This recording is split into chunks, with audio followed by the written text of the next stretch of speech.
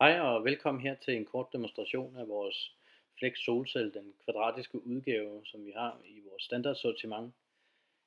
Jeg får mange henvendelser, som spørger mig omkring vores fleksibilitet, hvor stor en bøjning man kan lave på de her fleksible solceller. Og til det der kan jeg kun fortælle, at vi har en bøjningsradius eller en krumningsradius, som nogen kalder det, på 5 meter på den lange led. Men har man et emne, hvor man også gerne vil bøje den lidt på den korte led, eller den bredden, så er den her kvadratiske solcelle rigtig god til det, fordi det er den, der har den størst mulige bøjning på den korte bane, altså på det brede led. Du kan se her, hvordan jeg bøjer den en lille smule, og det er det, jeg vil sige max på den brede led. Solcellen her er optimal til et 120 watts ampere og helt perfekt på en båd eller en campingvogn. Hvis du vil se mere, kan du gå ind på vores hjemmeside xsol.dk.